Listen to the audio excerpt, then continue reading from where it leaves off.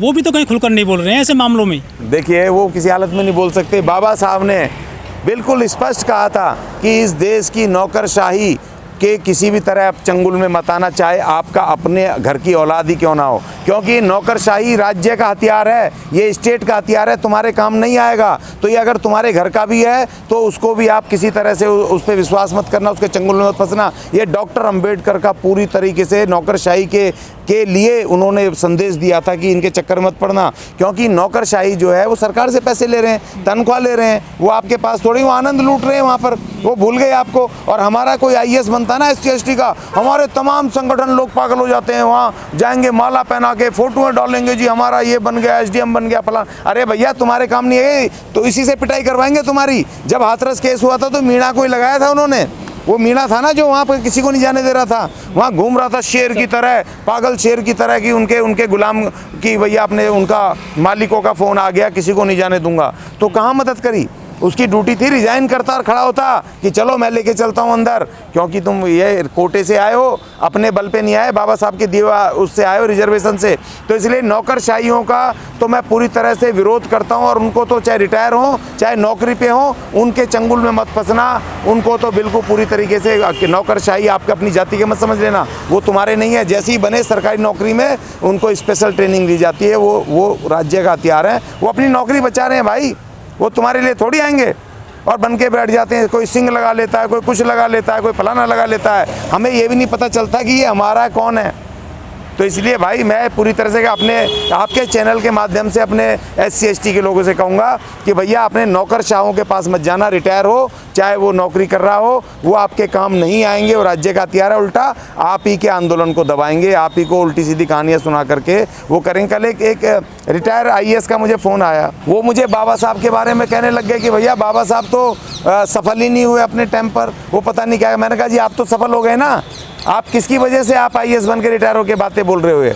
उसी आदमी की वजह से। अगर वो सक्सेस नहीं होता तो तुम ये यहाँ होम मिनिस्ट्री से रिटायर होकर के घर में बैठे आज पेंशन खा रहे, आनंद लूट रहे होते। तो ऐसे ऐसे मूर्ख हैं पढ़े लिखे लोग जो बाबा साहब के अधिकार से बन करके पहुँच गए और उसी को गाली बक रहे हैं कि वो भैया तो सफल ही नहीं हुआ, और अंग्रेजों ने कह रहा अंग्रेजों ने उसको ताकत दी। बताओ ऐसे ऐसे। तो इसलिए उन लोगों पर विश्वास मत करना, वो नौकरी पर भी और नौकरी के बाद भी वो समाज के नहीं हैं। तो नौकरशाही को बिल्कुल पूरी तरह से मैं कंडम करता हूँ और इनको समाज को चेतावनी देता हूँ। बाबा साहब ने कह दिया था नौकरशाहों से दूर रहो। OBC समाज के कुछ फैमिलीज आए थे, उनकी बेटी के साथ बलात्कार कर दिया और उसके बाद पुलिस ने उल्टा उन्हीं को पीटा।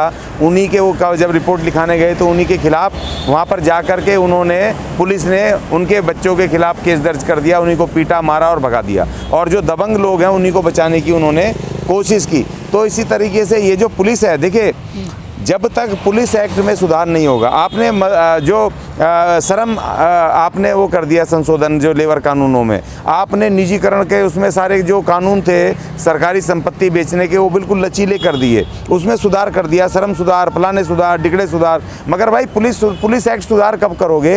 1860 का ये कानून है, उस कानून में आप नए नए परिवर्तन कब लाओगे? आज हम आज़ाद हैं, उस समय जब अंग्रेजों ने बनाया था तो उस समय उन्होंने अपनी सत्ता को बरकरार रखने के लिए पुलिस का 1857 की क्रांति के बाद उन्होंने पुलिस का स्थापना की थी कि जो लोकल लेवल पर जो यहाँ पर अंदर खाते जो भी वो करेंगे, वहाँ पर सिक्योरिटी करेंगे और जो लोग गड़बड़ करेंगे, पुलिस फौज सारी काम नहीं कर सकती। तो पुलिस को ये लोकल उस पे स्तर पे आंदोलन को, स्वतंत्रता आंदोलन को या पुलिस उसके ब्रिटिश राज के खिलाफ जो आवाज़ उठे उसको दबाने के लिए लोकल स्तर पे ही पुलिस की थी। तो पुलिसकर्मी क्या दबाना चाहते हैं पीड़ित परिवार को?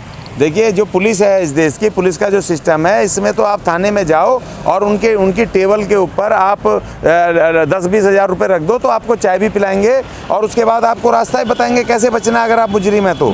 और दूसरा नंबर ये कि अगर आपकी बड़ी सोर्स है, सिफारिश है, तो वहाँ पर अगर फ़ोन आ जाता है वहाँ पर विधायक का, मंत्री का, और सरकार में अगर वो मंत्री विधायक या वो है तो आपकी बल्ले बल्ले है। तो आपके अगर बड़े कनेक्शन है, आप पैसे वाले धनाढ्य हो, तो आपको पुलिस से डरने की कोई कोई ज़रूरत नहीं है।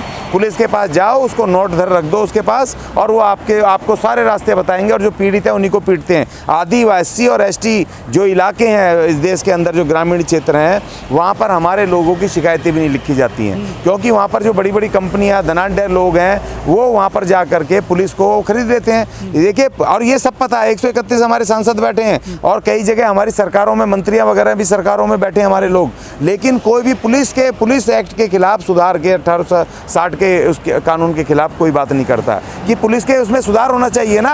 आज के परिप्रेक्ष्य में आपको पुलिस के काम करने के तौर तरीके जो अंग्रेज बना गए थे, अभी मोदी जी कह रहे थे परसों कि हम वो स्ट्रीट का नाम बदल दिया, इसका राजपथ से कर्तव्य पथ कर दिया, और अब उन्होंने सबसे पहले वो किया था अपने जो रेस कोर्स रोड था उसको लोक कल्याण मार्ग कर दिया।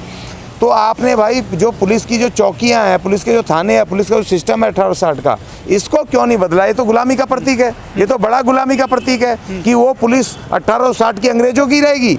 उसके आप थाने नहीं बदलोगे, कार्यशैली नहीं बदलोगे, उसके कानून में नहीं परिवर्तन करोगे, और आपको उसको एज इट इज उसको रखोगे कि जब धरना हो, प्रदर्शन हो तो लाठियां भाजो, अपने सत्ता को बचाओ, तो आप उसको रखोगे, उसमें आपकी गुलामी नहीं जाती। योगी जी कहते हैं कि पुलिस की जो गाड़ी होती है उसको हॉर्न बजते ही बदमाश भाग जाते हैं। देखिए, राजशाही डिक्टेटरशिप का प्रतीक है।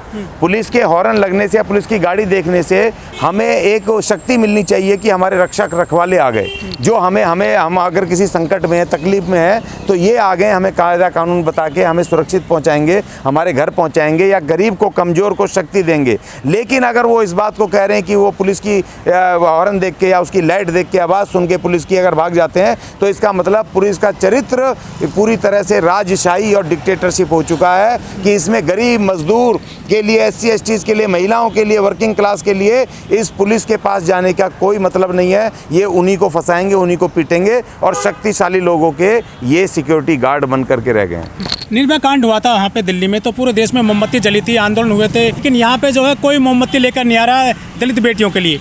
देखिए, वो यहाँ जातिवाद तो है ही ना इस देश के अंदर, और जब इसमें डिस्क्रिमिनेशन होता है, विरोधाभास, हम SC ST के लोग किसी भी महिला के साथ कहीं पर कोई घटना हो, चाहे किसी जाति धर्म की हो, तो हम तुरंत वहाँ पहुँचते हैं, क्योंकि हमें कहते हैं कि भाई एक नागरिक होने के नाते हमारे कर्तव्य है, खास तौर पे महिलाओं को, बहन बेटियों के साथ, किसी के साथ भी हो, हम जाते हैं और हम सर्व समाज की बात करते हैं। हमारे बहुत सारे नेता सर्व समाज और फलाने और डिक्लेयर, और जब हमारी लड़ाई, हमारा संघर्ष होता है, हमारी बहन बेटियों के खिलाफ कुछ होता है, तो हमारे अपने SC ST में भी बहुत सारी जातियों को वो भी नहीं आते हैं। एक जाति अपनी जाति के उसको स्ट्रगल कर रहा होता है, और सर्व समाज तो छोड़ो, अपने SC ST के लोग भी उसमें पार्टिसिपेट नहीं करते हैं। देखिए, बड़े दुर्भाग्य की बात है, दिल्ली में रह करके अभी वहाँ जाटवों के ऊपर, अभी अशोक नगर यहाँ पर अत्याचार हुआ, मार पिटाई हुई, यहाँ पर कम से कम 70-80 लाख SC ST के लोग हैं, इनका धूल उतार देंगे, इनका एक पजामा तक नहीं मिलेगा अगर सारे के सारे आ गए। तो आप दिल्ली में, राजधानी में, आप जातिवाद, SC ST में भी जातिवाद कर रहे हो, आप भीमसेन आके भीम का नाम ले रहे हो और आप जातिवाद फैला रहे हो। आप अपने कमजोर को, आप अपनी आंदोलन को कमजोर कर रहे हो, अपनी ताकत को कमजोर कर रहे हो जाति का नाम लेकर के, कि अगर आपने विक्टिम को तो मत बोलो, वैसे चाहे जितना मर्जी करो जातिवाद, मगर जब कोई विक्टिमाइज हो SC ST का, उस समय तो दलित या SC ST बोलो।